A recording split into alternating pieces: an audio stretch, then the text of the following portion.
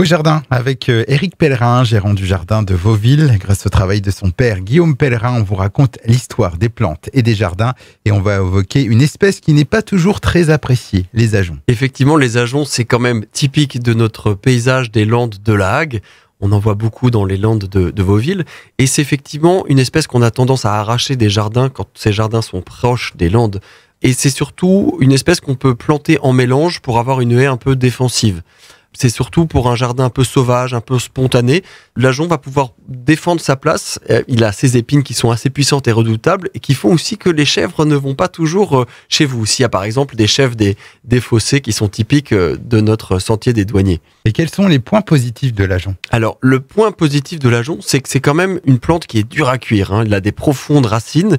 Et l'intérêt, c'est que aussi, il y a quand même une floraison continue d'octobre jusqu'au premier jour de juin. Et on a un jaune soutenu et profond, comme ça, qui discrètement va pouvoir colorer toutes les landes. Il y a un parfum qui est très apprécié des abeilles notamment. Alors, malgré son apparence, l'ajonc est bon pour la biodiversité. Effectivement, comme on l'a dit il y a quelques instants, les abeilles vont venir butiner et puis cette espèce d'éclairage que va donner la couleur des landes est vraiment attirante pour les pollinisatrices. Et cette plante épineuse aussi sert aussi à nicher les fauvettes, ces petits oiseaux qui comme ça sont dans la Hague, mais beaucoup de mulots, beaucoup de souris. C'est vraiment la lande d'ajonc, une biodiversité, une réserve exceptionnelle. Et en fait, malgré ces branches un peu épineuses, les oiseaux, ils trouvent refuge.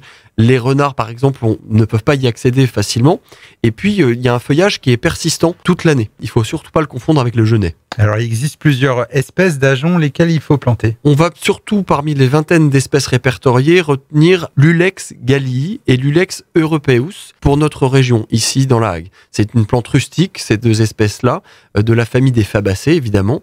Et elles vont se plaire au soleil, dans les sols acides, même pauvres, ça peut être très drainé, comme vous voyez les paysages de Landes de Vauville. Et j'ai entendu dire aussi qu'il y a plusieurs utilisations possibles de l'ajonc. Effectivement, l'ajonc, il a eu plusieurs petits noms depuis très longtemps. On le surnomme le vigneau sainfoin d'hiver, le genêt marin ou le jonc marin, parce que c'est une plante qui se plaît en bordure de mer. Et surtout, l'ajonc, il a été servi pour, en étant aplati, écrasé et broyé par des meules en pierre, des pressoirs à cidre, pour constituer, même si c'était un peu piquant, un fourrage d'hiver pour le bétail. Ça a assez bien fonctionné. Et surtout, on utilise son tronc, qui est assez trapu, mais qui peut sécher assez rapidement, et tout simplement pour faire partir les feux dans nos cheminées ici, dans la Hague. Eh bien, merci Éric Pellerin, donc le gérant du jardin de Vauville. On rappelle le site internet jardin-vauville.fr. Quant à nous, on se retrouve dans 15 jours pour d'autres histoires de plantes.